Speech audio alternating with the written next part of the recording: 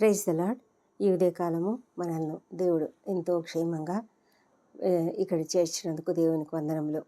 ఈ వాక్య ధ్యానంలో ప్రార్థనలో పాల్గొంటున్నటువంటి ప్రతి ఒక్కరికి ప్రభువైన యేసుక్రీస్తు నామములో శుభములు తెలియజేస్తున్నాను. దేవుడు మనల్ని ఎంతగానో ప్రేమిస్తున్నాడు. ఆయన మనల్ని అనుదినము నూతనంగా ఆయన తన వాత్సల్యంతో మనల్ని నింపుతూ మన జీవితంలో ప్రతి విషయంలో కూడా ఆయన నడిపిస్తున్నందుకు దేవునికి వందనం చెల్లిద్దాం. ఈ దినము దేవుడు మనకిచ్చినటువంటి కృపావార్త తిమోతికి రాసిన మొదటి పత్రిక 4వ అధ్యాయము 8వ వచనము. శరీర సంబంధమైన సాధకము కొంచెము మట్టుకే ప్రయోజనకరమవును గాని దైవభక్తి ఇప్పటి జీవము విషయంలోనూ రాబోవు జీవము విషయంలోనూ వాగ్దానంతో కూడినదైనందున అది అన్ని విషయములలో ప్రయోజనకరమవును. ఈ మాటలు అపొస్తలుడైన పౌలు తిమోతికి రాస్తూ చెబుతున్నటువంటి మాటలు. తిమోతి అనే వ్యక్తి ఒక భక్తుడు. అతడు పౌలు అతనిని ఒక కుమారునిగా భావిస్తున్నాడు. విశ్వాసమును బట్టి నా నిజమైన కుమారుడు అని తిమోతిని సంబోధిస్తూ అతడు లెటర్ రాశాడు. అయితే ఈ లెటర్లో అతనిని ఒక దైవభక్తి కలిగిన వ్యక్తిగా, ఒక గొప్ప సేవకుడుగా భావిస్తూ అతనికి ట్రైనింగ్ ఇస్తున్నటువంటి మాటలు ఇవి.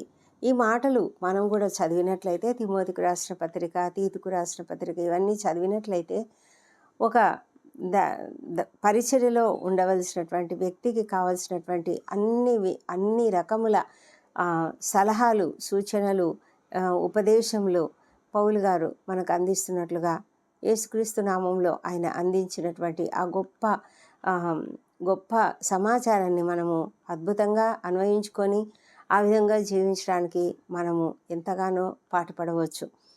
మరి పౌలు గారు చెప్తున్నటువంటి మాటలు ఏంటంటే, పౌలు ఎప్పుడు కూడా ఒక సైనికుడిని లేకపోతే ఒక మంచి స్పోర్ట్స్ పర్సన్ను ఎగ్జాంపుల్గా తీసుకొని మాట్లాడుతూ ఉంటాడు.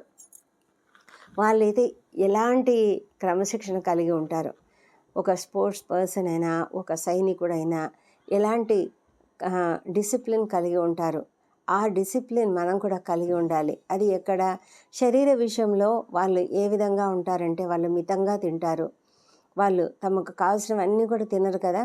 ఒక స్పోర్ట్స్ పర్సన్ ఉన్నారనుకోండి, వారు అనేక రకాల శరీర రీతిగా అనేకమైన సాధనం చేస్తూ ఉంటారు, ఎక్సర్సైజ్ చేస్తూ ఉంటారు. ఆ ఎక్సర్సైజెస్కి సంబంధించి వారు ఏం తినాలి, ఏం తినకూడదని ఆ ట్రైనర్ చెప్తాడు. ఆ ట్రైనర్ ఏ విధంగా చెప్తాడో అదే విధంగా వాళ్ళు తింటారు. ఎంత క్వాంటిటీ తినాలి, ఏవి తినాలి, ఏ పదార్థాలు తినాలి, ఏ పదార్థాలు తినకూడదు, అవన్నీ కూడా వాళ్ళకు లిస్ట్ ఉంటుంది. కాబట్టి ఆ విధంగానే తింటారు వాళ్ళు. మాకు ఇష్టం అని చెప్పేసి ఇష్టానుసారంగా తమకి ఇష్టమైన ఆహార పదార్థాలన్నీ వాళ్ళు తినరు. ఎందుకంటే అలా తింటే ఏమవుతుందంటే వాళ్ళు ఆటలో రాణించలేరు. ఒక పరుగు పందెంలో ఎవరైనా పరిగెత్తుతున్నప్పుడు అలాంటి వ్యక్తి కూడా తనకు నచ్చిన రీతిగా అన్నీ తినేసి ఏ ఎక్సర్సైజు లేకుండా, ఏ శిక్షణ లేకుండా పాల్గొన్నారనుకోండి, అలాంటి వాళ్ళు మంచి రిజల్ట్ పొందలేరు. అలాగనే ఒక సైనికుడైనా సరే, సైనికుడు యుద్ధానికి వెళ్తున్నప్పుడు తన యొక్క జీవితంలో తనకు చాలా ఇష్టమైనవన్నీ కూడా వదులుకోవాల్సి వస్తుంది. ఎందుకంటే ఒక దేశభక్తితో అతడు వెళ్తున్నాడు, దేశానికి తాను సేవ చేయాలనుకుంటున్నాడు. కాబట్టి అతడు ఆ సందర్భంగా ఆ విధమైనటువంటి ఆ ట్రైనింగ్ని అతడు పొందుతాడు. కాబట్టి తనకు ఎంత ఇష్టమైనటువంటి విషయాలైనా కూడా ఆఖరికి కుటుంబం కూడా అతనికి ప్రాముఖ్యం కాదు, దేశమే ప్రాముఖ్యమైనటువంటి అంశం అవుతుంది. అందుకే ప్రతి సైనికుడు కూడా కుటుంబానికి దూరంగానే ఉంటాడు. ఎప్పుడో ఒకసారి వాళ్ళకి ఇయర్లీ వన్సో లేకపోతే ట్వైసో వాళ్ళకు ఒక సెలవు అనేది దొరికినప్పుడు వారు వచ్చి వెళ్తారు. అయితే ఆ సమయంలో కూడా వారు ఒకవేళ అత్యవసరంగా దేశం నుంచి, అధికారుల నుంచి పిలుపు వచ్చింది అనుకోండి, వాళ్ళన్నీ వదిలేసి ఎంత ఎంజాయ్మెంట్లో ఎంతగా చక్కగా కుటుంబ సభ్యులతో గడుపుతూ ఉన్నప్పటికీ కూడా అవన్నీ కూడా వదిలేసి వాళ్ళు పరిగెత్తి వెళ్తారు. ఎందుకంటే ఆ విధమైనటువంటి కమిట్మెంట్ వాళ్ళకున్నది, ఆ విధమైనటువంటి క్రమశిక్షణ వాళ్ళకున్నది. మరి అదే విధంగా దేవునికి మనం కమిట్ అయితే, దేవుని కొరకు మనం పనిచేయాలని అనుకుంటే, అప్పుడు మనం కూడా అలాంటి సాధనం చేయాలి. అలాంటి డిసిప్లిన్ మనం కలిగి ఉండాలి. ఇప్పుడు చూడండి, మరి శారీరకమైనటువంటి సాధకము కొంచెం మట్టుకే ప్రయోజనం అవుతుంది అని చెప్తున్నారు పౌలు గారు. ఆయన ఏం చెప్తాడంటే, శరీర సంబంధకమైన సాధకము కొంచెం మట్టుకే ప్రయోజనకరమవును, కానీ దైవభక్తి అయితే ఇప్పటి జీవము విషయంలోనూ రాబో జీవం విషయంలోనూ వాగ్దానంతో కూడినదైనందున అది ఈ అన్ని విషయములలోనూ ప్రయోజనకరమవును. మీరు ఎప్పుడైనా దైవభక్తి కలిగినటువంటి వ్యక్తులను చూసినట్లయితే మీకు అర్థమవుతుంది, వాళ్ళ యొక్క డిసిప్లిన్ మీకు అర్థమవుతుంది.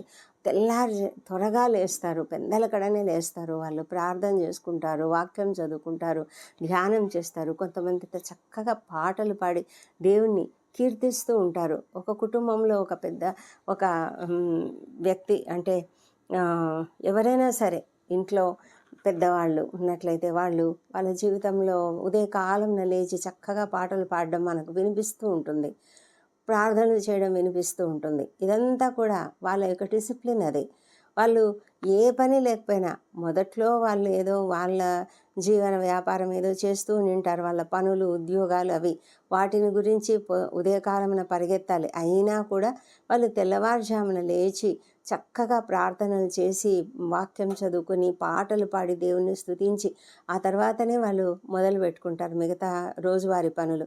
అలాంటి వ్యక్తులను మనం చూసినప్పుడు వాళ్ళ యొక్క దైవ భక్తి విషయంలో ఉన్నటువంటి క్రమశిక్షణ మనకు అర్థమవుతుంది. మరి ఈ కాలంలో అలాంటి వారు ఉండడం చాలా తక్కువ కుటుంబాలలో, మామూలు సాధారణ కుటుంబాలలో. అయితే మరి దైవ సేవకుల విషయం అయితే వాళ్ళు ఖచ్చితంగా అలాంటి డిసిప్లిన్ కలిగే ఉంటారు. అలాగే మరి అలాంటి డిసిప్లిన్ కలిగి ఉన్నవారు రాత్రి అవ్వగానే ఉదయకాలము సాయంత్రము కుటుంబ ప్రార్థనలు, తర్వాత కుటుంబంలో ప్రతి ఒక్కరితో దేవుని గురించి మాట్లాడడము, మరి వారి యొక్క ప్రార్థన, వారి వ్యక్తిగత ప్రార్థనలు, ఇవన్నీ కూడా మనము ఒక డిసిప్లిన్ని వాళ్ళ జీవితాలలో చూస్తాం. ఇదంతా కూడా దైవభక్తి విషయంలో వారికి ఉన్నటువంటి సాధన అన్నమాట. అంటే అది ఒక ఎక్సర్సైజ్. అది ఎలా ఉంటుందంటే, అది ఎలాంటి ప్రయోజనం మనకిస్తుందంటే, ఆ ప్రయోజనం వల్ల మనకు ఈ లోకంలో మాత్రమే కాదు కానీ రాబోయే యుగంలో కూడా, అంటే మనము ఆఫ్టర్ మన జీవితం అయిపోయిన తర్వాత మనము దేవుని దగ్గరికి వెళ్తాము అనే ఒక విశ్వాసం మనకుంది కదా. మరి అలా దేవుని దగ్గరికి వెళ్ళినప్పుడు కూడా అప్పుడు కూడా మనకు ప్రయోజనకరం అవును. ఎందుకంటే అక్కడ కూడా దేవుని స్తుతించడం తప్ప ఇంకా మనకు వేరే పని ఏమి ఉండదు. అక్కడ ఆకలి ఉండదు, దాహం ఉండదు, దుఃఖం ఉండదు, బాధ ఉండదు, ఏమి ఉండదు. కాబట్టి అక్కడ కేవలం దేవుని స్తుతించే పని.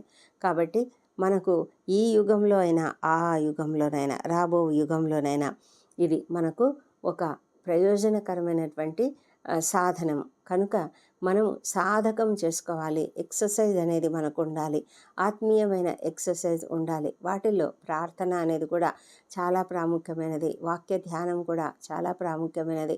మనకు ప్రార్థన, వాక్యము, మరి కీర్తన, ఇవన్నీ కూడా చాలా ప్రాముఖ్యమైన విషయాలు. మరి కీర్తించడం, దేవుని స్తుతించి ఆరాధించడానికి మనం పాటల రూపంలో పాడవచ్చు, లేకపోతే చక్కగా మాటల రూపంలో దేవుని స్తుతించడం జరుగుతుంది. ప్రార్థనలో మనం కేవలము దేవుణ్ణి అడగడం మాత్రమే కాదు, కానీ దేవునితో సహవాసం కలిగి ఉండడం అనేది ఒక మంచి క్రమశిక్షణ కలిగినటువంటి జీవితం. ప్రభువైన యేసుక్రీస్తు ఉదయకాలంన పెందలకడనే ఇంకా చీకటి ఉండగానే లేచి ఆయన వెళ్ళేవాడట. తన శిష్యులు అయితే పడుకొని నిద్రపోతూ ఉంటారు, కానీ ఆయన మాత్రము చాలా దూరంగా ఏకాంత ప్రదేశానికి వెళ్ళి, ఒక్కొక్కసారి అరణ్యంలోనికి వెళ్ళి, ఒక్కొక్కసారి కొండ మీద ఎక్కడో కొండపైకి ఎక్కి, ఆ విధంగా ఆయన దేవునితో టైం గడిపేవాడు. తను ఎప్పుడు ఖాళీగా అంటే ఈ జనులతో గడిపి వాళ్ళకు కొన్ని వాళ్ళతో సమావేశాలు, తర్వాత వాళ్లకు దైవ సందేశాలు ఇచ్చిన తర్వాత కూడా తనకు సమయం దొరికినప్పుడల్లా కూడా ఆయన ఒంటరిగా దేవునితో గడిపేవాడు. రాత్రి సమయాలలో కూడా ఒక్కొక్కసారి ఒంటరిగా గడిపేవాడు. ఆయన ఎంత సమయం గడిపేవాడో అసలు ఆయనకే అంటే అంత ఎక్కువగా సమయం గడిపేటువంటి దేవుడు ఆయన దేవాది దేవుడే అయినప్పటికీ కూడా మరి తండ్రితో తన యొక్క సమయాన్ని గడుపుతూ ఈ లోకంలో ఆయన మానవుడిగా జీవించాడు కదా. కాబట్టి మానవునిగా జీవించినందుకు ఆయన ఎప్పుడు కూడా దేవునితో సన్నిధానాన్ని ఎప్పుడు మానలేదు. ఆయన ఎల్లప్పుడూ కూడా ఆయనతో సహవాసం కలిగి ఉండేవాడు, మాట్లాడేవాడు, ఆయనతో సమయం గడిపేవాడు. అలాంటి గొప్ప సాధకం అనేది ఇది. పౌలు గారు ఏం చెప్తున్నారంటే, ఈ లోకంలో ఇప్పుడు కడవరి దినాలు కదా, చివరి దినాలు. ఈ చివరి దినాలలో అబద్ధికులైనటువంటి బోధకులు ఉన్నారు. మరి అనేక రకాల బోధలు ఉన్నాయి. ఏ బోధ ఏది కరెక్టో అనేది అర్థం కానటువంటి స్థితిలో విశ్వాసులు ఉన్నారు. కానీ మనము నిజంగా దేవునితో సంబంధం కలిగి ఉంటే, నిజమైనటువంటి విశ్వాసంతో మనం ఉంటే దేవుడు మనకు బయలుపరుస్తాడు. మనం ఏ విధంగా ఉండాలి, ఏ విధంగా జీవించాలి, ఏం తినాలి, ఏం తినకూడదు, వీటన్నిటి విషయంలో కూడా మనం ప్రార్థన ఏలైనగా అది దేవుని వాక్యం వల్లను ప్రార్థన వల్లను పవిత్రపరచబడుచున్నవి అని పౌలు గారు చెప్తున్నారంటే, దేవుడు సృజించిన ప్రతి వస్తువును మంచిది. కొంతమంది ఇవి తినొద్దు అవి తినొద్దు అని మరి క్రీస్తు బోధకులే, కానీ కొన్ని అబద్ధమైనటువంటి రకరకాల పద్ధతులను నేర్పిస్తూ ఉంటారు. అయితే అవి ఏది మంచిది ఏది కాదు అనేది మనము ప్రార్థన ద్వారా నిర్ణయించుకోవాలి. దేవుడైతే ప్రతి వస్తువును కూడా మంచిదిగానే చేశాడు. కాబట్టి మనము ఏది ఏదైనా సరే ప్రార్థన వలన పవిత్రపరచబడుతుంది. దేవుడు సృజించిన ప్రతి వస్తువును మంచిది. కృతజ్ఞతాస్తుతులు చెల్లించి పుచ్చుకొని ఎడల ఏదియో నిషేధింపదగినది కాదు అని పౌలు గారు చెప్తున్నారు. అంతేకాకుండా మనము ఏం చేయాలంటే ఇలాంటి సాధకం కలిగి ఉండాలి, ప్రార్థనా జీవితం కలిగి ఉండాలి, వాక్యం చదువుకోవాలి, దేవునితో సహవాసం కలిగి ఉండాలి. అంటే మనం ఏం చేయాలంట, అపవిత్రములైన ముసలమ్మ ముచ్చటలను విసర్జించాలి. ముసలమ్మ ముచ్చట్లు అంటే కొంతమంది ఉంటారు. ఎలాంటి వాళ్ళంటే ముసలమ్మలంటే కేవలం ఆడవాళ్ళనే కాదు, మగవాళ్ళైనా సరే ఊరికనే గాసిప్ అనమాట. అనవసరంగా గాసిప్ మాట్లాడుతూ ఉంటారు. ఇతరులను గురించి ఎగతాళి చేయడం, అపహసించడం, వాళ్ళని గురించి వీళ్ళని గురించి మాట్లాడుకోవడం, మనమే జడ్జి చేయడం, వాళ్ళ గురించి ఏవేవో మాటలు మాట్లాడడం, వాళ్ళను బాధించడం, ఇలాంటివన్నీ చేస్తూ ఉంటారు. ఇవన్నీ కూడా అపవిత్రములైనవి. అవి ముసలమ్మ ముచ్చట్లు, అపవిత్రమైన ముసలమ్మ ముచ్చట్లు. ఏవి కూడా మన అనవసరంగా మాట్లాడే ఏ మాటలైనా కూడా అవి అపవిత్రమైన మాటలు. అందుకే ప్రభువైన యేసుక్రీస్తు ఏం చెప్తారంటే, మీరు మాట్లాడే ప్రతి మాటకు కూడా మనము ఒక దినం జవాబు చెప్పాలి. వ్యర్థంగా ఏం మాట్లాడినా కూడా మనం వ్యర్థంగా ఏమీ మాట్లాడకూడదు. అసలు ఏది మాట్లాడడానికి మనకు అర్హత లేదు, మనకు అసలు అధికారం లేదు. మనకి ఇవ్వబడినటువంటి ఈ వాక్ చాతుర్యం అయినా మాట్లాడే ఈ శక్తి, ఈ టాలెంట్ ఏదైతే ఉన్నదో అదంతా కూడా ఇతరులకు క్షేమాభివృద్ధి కలగడానికి మాత్రమే మనం మాట్లాడాలి. ఇతరులను ఆదరించడానికి మాట్లాడాలి, ఇతరులను ఎంకరేజ్ చేయడానికి మాట్లాడాలి. కానీ మనము కోపము, మరి లేకపోతే ద్వేషము, లేకపోతే వ్యంగ్యము, ఇలాంటి మాటలు మాట్లాడినప్పుడు ఇతరులను మనము మనసు కష్టపెడుతున్నాము, వాళ్ళను హింసిస్తున్నాము. ఎందుకంటే మన మాటలు కూడా కత్తిపోటు వంటి మాటలుగా ఉండొచ్చు, ఎవరినైనా చాలా బాధ పెడుతూ ఉండవచ్చు. అలాంటి మాటలు మాట్లాడితే మనము హత్య చేసినట్లే. వ్యర్థుడా అని మాట్లాడితే కూడా అది హత్య చేసినట్లే అని, నరహత్య చేయడం గొప్ప తప్పు అని మీరు అంటున్నారు కదా. అలా కాదు. నీ యొక్క స్నేహితుడిని కానీ, నీ యొక్క సహోదరుణ్ణి కానీ నువ్వు తిట్టినా కూడా అది కూడా ఒక హత్య కిందికే లెక్క అని ప్రభువైన యేసుక్రీస్తు చెప్పారు కదా. మనకు గుర్తుంది కదా. ప్రభువు కొండ మీద ప్రసంగంలో ఆయన చెప్తాడు, తన సహోదరు మీద కోపపడు ప్రతివాడు విమర్శకు లోనగును, తన సహోదరుని చూసి వ్యర్థుడా అని చెప్పువాడు మహాసభకు లోనగును, ద్రోహి అని చెప్పువాడు నరకాగ్నికి లోనగును అని ఈ విధంగా చెప్తూ వచ్చాడు దేవుడు. అంటే మనం హత్య చేయడం మాత్రమే కాదు, కానీ మన వాళ్ళని, మన సొంత వాళ్ళని ఎన్నిసార్లు తిడుతూ ఉంటాం, ఎన్నిసార్లు భయంకరంగా మాట్లాడుతూ ఉంటాం.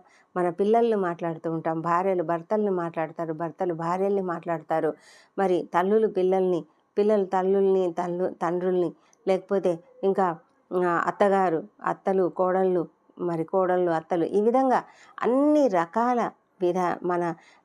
మనం పనిచేసే స్థలంలో మన కలీగ్స్తో కూడా ఎట్లంటే అట్లా మాట్లాడుతూ ఉంటాం. అయితే దేవుడు అలాంటివి ఒప్పుకోడు. దేవుడు ఆ విషయాలు ఎంతో క్లియర్గా దేవుడు చెప్తూ ఉన్నాడు. మనము ఎవరిని కూడా పరుషంగా మాట్లాడకూడదు. మరి అలా మాట్లాడినప్పుడు వారు తప్పకుండా న్యాయ విమర్శకు లోనవుతారు. ఒకవేళ ఈ లోకంలో ఏమీ అనుకోకపోవచ్చు, ఈ లోకంలో ఏమీ పెద్ద భేదం కలగకపోవచ్చు, కానీ దేవుడు మాత్రం తప్పకుండా మన పక్షంగా మనకు తీర్పు తీర్చే దేవుడు అంటున్నాడు. మనల్ని మన యొక్క మాటలు అన్నీ కూడా ఆయన లెక్క పెడుతూ ఉన్నాడు. మత్తయి సువార్తలోనే ప్రభువు చెప్తున్నటువంటి మాట ఏంటంటే, మనుష్యులు పలుకు వ్యర్థమైన ప్రతి మాటను గూర్చియు విమర్శ దినమున లెక్క చెప్పవలసి ఉండును.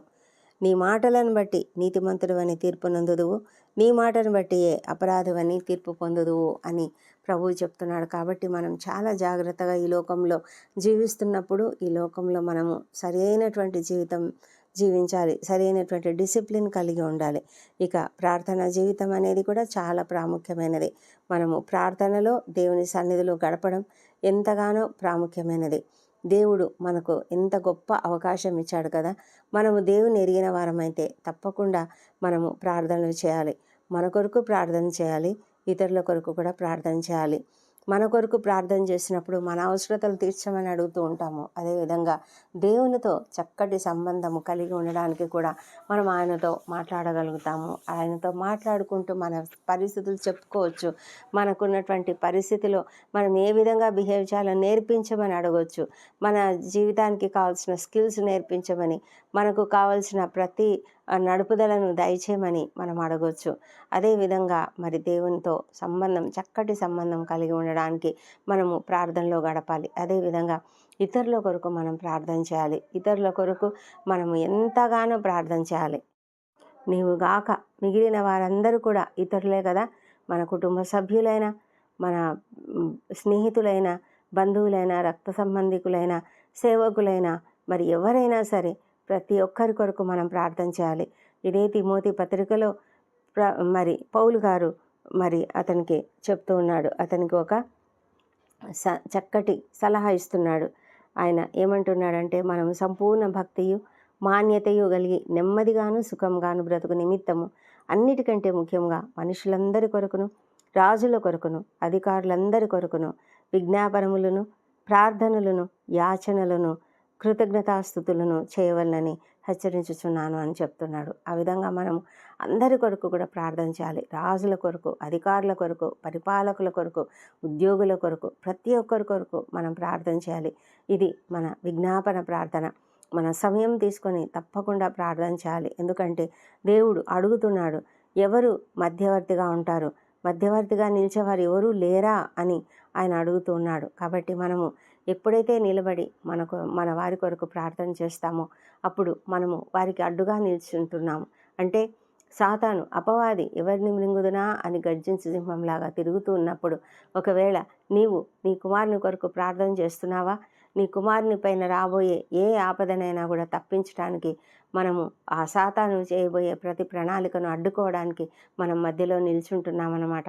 మనమైతే వాళ్ళ వెంట వెళ్ళలేము కదా.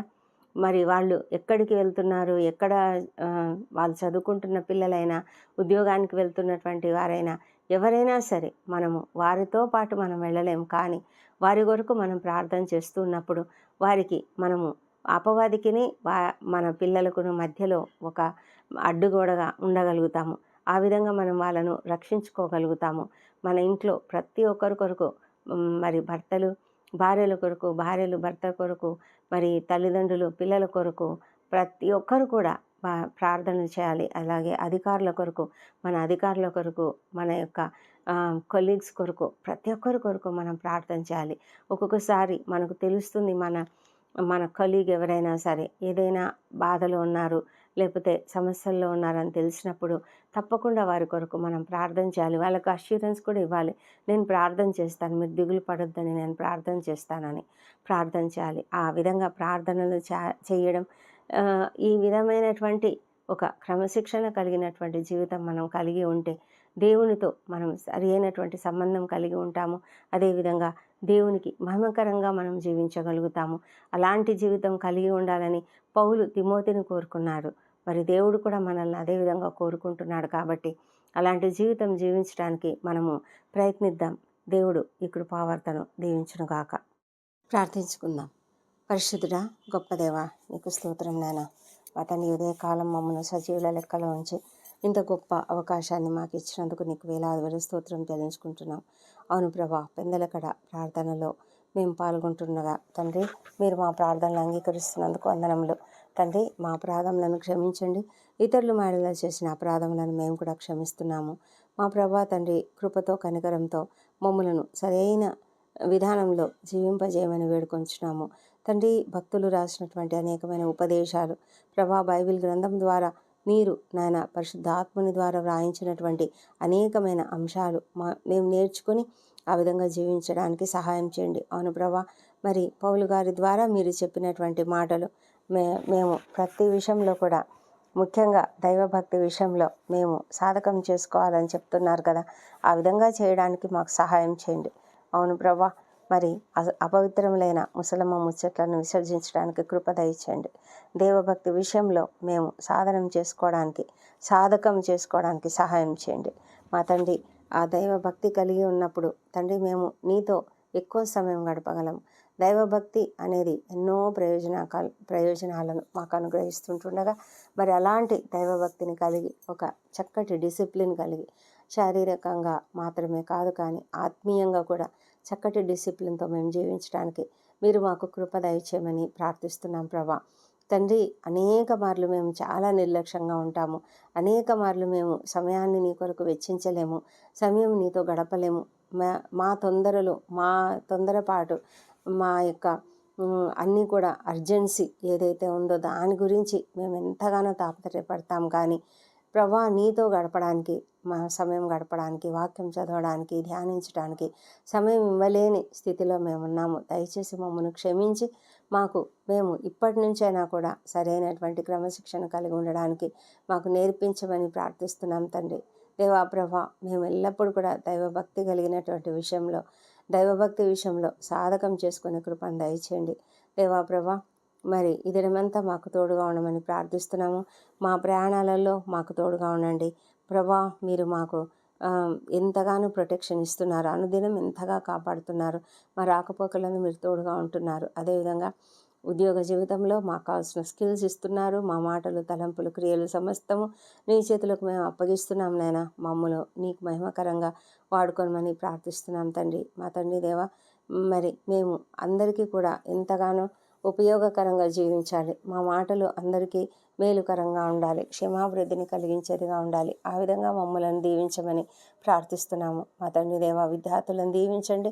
వారు చేస్తున్న ప్రయత్నములన్నీ సఫలం చేసి వాళ్ళని ఉన్నత స్థితికి వారిని నడిపించమని ప్రార్థిస్తున్నాము. ఇద్దరు ఎవరెవరైతే ఇంటర్వ్యూలకు హాజరవుతున్నారో వారికి అందరికీ తప్పకుండా విజయం అనుగ్రహించండి తండ్రి. నిరుద్యోగులకు ఉద్యోగంలో దయచేయండి. వారి ఎదుట అనేక మార్గములను తెరవమని ప్రార్థిస్తున్నాము. వివాహ ప్రయత్నములు సఫలం చేయమని వేడుకొంచున్నాం నాయన.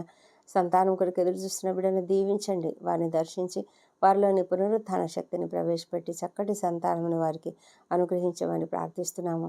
మా ప్రభా దేవ, నీవు గొప్ప దేవుడవు తండ్రి, ప్రేమ కలిగిన దేవుడవు నాయన. అద్భుతాలు, ఆశ్చర్యకార్యాలు చేసే దేవుడవు మా తండ్రి. నీకు అసాధ్యమైనది ఏదీ లేదు. మేము అడుగుతున్నాం, సహాయం చేయండి. దేవా ప్రభా, గర్భిణీ స్త్రీని ఆశ్రయించండి. వారికి సుఖమైన ప్రసవం అనుగ్రహించమని ప్రార్థిస్తున్నాము. దేవా, ఆరోగ్యకరమైన శిశువుని వారికి అనుగ్రహించండి. ఎలాంటి కాంప్లికేషన్స్ లేకుండా కాపాడమని వేడుకొంచున్నాం నాయన. ప్రతి కుటుంబంలో శాంతిని, సమాధానం అనుగ్రహించండి ప్రభా. ఏ కుటుంబంలో ఎలాంటి అశాంతి ఉందో, ఎలాంటి అసమాధానం ఉందో మాకు తెలియదు. మనస్పర్ధలతో జీవిస్తున్నటువంటి ప్రతి ఒక్కరిని కూడా నాయన క్షమాపణ హృదయంతో నింపండి. దేవా ప్రభా, ప్రతి ఒక్కరు కూడా సంతోషంగా జీవించడానికి సహాయం చేయమని ప్రార్థన చేస్తున్నాం తండ్రి. దేవా ప్రభా, మరి ఈ సమయంలోనైనా ఎవరెవరైతే కృంగుదలలో ఉన్నారో అలాంటి వాళ్ళని లేవనెత్తండి. ఎంతోమంది నిరుద్యోగులుగా ఉంటూ అప్పుల బాధతోనూ, ఆర్థిక ఇబ్బందులతోనూ ఎంతో కృంగుదలగా ఉంటుండగా ప్రభా, అలాంటి వాళ్ళని లేవనెత్తి వారికి తగిన సహాయం అనుగ్రహించి వారికి మీరు చక్కటి మార్గం చూపించమని ప్రార్థిస్తున్నాం ప్రభా. ఎంతోమంది ప్రభా బిజినెస్లో లాస్ వచ్చినందుకు తండ్రి వారు ఎంతగానో కృంగిపోతున్నారు. అలాంటి వాళ్ళని కూడా లేవనెత్తి తగిన మార్గంను వారికి చూపించమని ప్రార్థిస్తున్నాము. మా తండ్రి దేవా, నీ కృప ప్రతి ఒక్కరిపైన కూడా కుమ్మరించి చక్కగా నడిపించమని ప్రార్థిస్తున్నాం తండ్రి. దేవా తండ్రి, మరి అనేకమైన సమస్యలతో, కోర్టు సమస్యలతో, ల్యాండ్ సమస్యలతో బాధపడుతున్న వాళ్ళను దయచేసి మీరు దీవించి వారికి కావాల్సిన సహాయం అనుగ్రహించండి ప్రభా. మరి ఎవరు ఈ లోకంలో అనేక మంది లాయర్లు మా కొరకు మా పక్షాన వ్యాజ్యం ఆడవచ్చు, కానీ తండ్రి మీరు వారి నోటిలో ఉండి ప్రభా మరి చక్కగా మా పక్షంగా మీరే వ్యాజ్యమాడి తప్పకుండా విజయం మేము పొందుకున్నట్లుగా అన్యాయం నుంచి అక్రమాల నుంచి మమ్మల్ని తప్పించి రక్షించమని ప్రార్థిస్తున్నాం ప్రభా. ఎంతమంది నాయన ప్రభా భయంకరంగా మరి తమ యొక్క వర్క్ ప్లేస్లో అణచబడుతున్నారో, ఎంతమంది అవమానించబడుతున్నారో, నిందించబడుతున్నారో, మరి ఈ పరిస్థితులలో అన్నింటిలోనైనా మరి మీరు సహాయం చేయమని వేడుకొంచున్నాము ప్రభానైనా. నీ సేవకులను కూడా మీరు ఆశ్రయించండి. ఎంతోమంది ప్రభా భయంకరమైన దాడులకు గురవుతున్నారు, హింసలకు గురవుతున్నారు, మానసికంగా అయినా శారీరకంగా అయినా ప్రభా. లాంటి వాళ్ళందరినీ కూడా మీరు కాపాడండి ప్రభానైనా. ఎవరైతే హింసిస్తున్నారో వాళ్ళను క్షమించండి తండ్రి ప్రభా. మీరు అద్భుతాలు చేయగలిగిన దేవుడు ప్రభా, సహాయం చేయమని ప్రార్థిస్తున్నాం నాయన. మా తండ్రి మా దేశంలో ఉన్నటువంటి ఈ భయంకర పరిస్థితుల నుంచి మాకు విడుదల దయచేయమని ప్రార్థిస్తున్నాం ప్రభా. నాయన మత సామరస్యం అనుగ్రహించమని వేడుకొంచున్నాం నాయన ప్రభా. మరి ప్రతి ఒక్కరు కూడా శాంతి సమాధానంతో జీవించగలిగినట్లుగా కృప చూపించండి. మీ పరిశుద్ధాత్మను మా దేశం పైన కుమ్మరించండి. అధికారులు, ఉద్యోగులు, పరిపాలకులు అందరూ కూడా నాయన చక్కగా నీతిగా నిజాయితీగా పనిచేయటకు సహాయం చేయండి. న్యాయ వ్యవస్థ, రక్షణ వ్యవస్థ సరిగా పనిచేయనట్లుగా సహాయం చేయమని ప్రార్థిస్తున్నాం ప్రభా. న్యాయంగా ప్రవర్తించినట్లుగా మీరే కృప దయచేయమని ప్రార్థిస్తున్నాం తండ్రి. దేవా తండ్రి, ఎంతమంది అనారోగ్యంతో బాధపడుతూ హాస్పిటల్స్లో ఉన్నారో వాళ్ళందరినీ స్వస్థపరచమని వేడుకొంచున్నాము. భయంకరమైన వ్యాధులు, మరి క్యాన్సర్ వ్యాధులు ఏ శ్రమంలో బాగోదురుగాక, ప్రతి క్యాన్సర్ కణం కూడా లయమైపోనుగాక ఏ శ్రమంలో తండ్రి. ఎంతమంది అయితే మరి కిడ్నీ వ్యాధితో బాధపడుతున్నారో పనిచేయని ప్రతి కిడ్నీ పనిచేయనుగాక ప్రభా. ఏ ఒక్కరికి కూడా డయాలసిస్ అవసరత రాకుండా కాపాడండి. ఏ ఒక్కరు కూడా నేను మరి కీమోథెరపీల అవసరత రాకుండా కాపాడండి దేవా. ప్రతి ఒక్కరిని స్వస్థపరచమని వేడుకొంచున్నాం. హార్ట్ ప్రాబ్లమ్స్ ఉన్నటువంటి వాళ్ళను, లంగ్ ప్రాబ్లమ్స్ ఉన్నటువంటి వాళ్ళను, బ్రెయిన్ ప్రాబ్లమ్స్ ఉన్నటువంటి వాళ్ళను ప్రభానైనా, అనేకమైన ఇతర సమస్యలు, లివర్ ప్రాబ్లమ్స్, మరి లివర్ సిరోసిస్, లివర్ ఫ్యాటీ లివర్తో బాధపడుతున్న వారు నాయన ప్రతి ఒక్కరిని కూడా దీవించి ప్రతి ఒక్కరికి స్వస్థత ఏ శ్రమంలో దయచేయమని ప్రార్థిస్తున్నాము.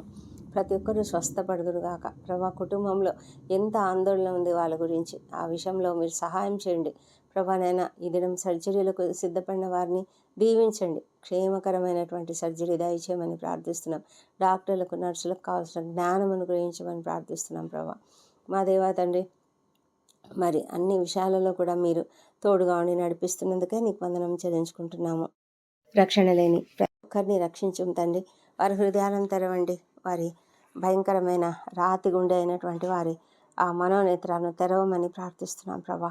వారు గ్రహింపు శక్తి కలిగిన నిన్ను అంగీకరించే కృపను దయచేయండి. వ్యసనాలకు గురైనటువంటి వారిని బంధకాల నుంచి ఏ శ్రమంలో విడుదల కలుగునుగాక దేవా. సంపూర్ణమైనటువంటి రక్షణ వారికి దయచేయమని ప్రార్థిస్తున్నాము దేవా. వారి కొరకు ప్రార్థిస్తున్నటువంటి వారి కుటుంబ సభ్యులను బట్టి నాయన నీకు వందనములు. వారిని కూడా మీరు దీవించమని ప్రార్థిస్తున్నాం తండ్రి. మా తండ్రి దేవా, మరి ప్రపంచమంతటా శాంతి సమాధానం అనుగ్రహించండి దేవా. యెరూషలేమును దీవించండి, వారి నగరులలో క్షేమమును, వారి ప్రాకారంలో నెమ్మదిని దయచేయండి.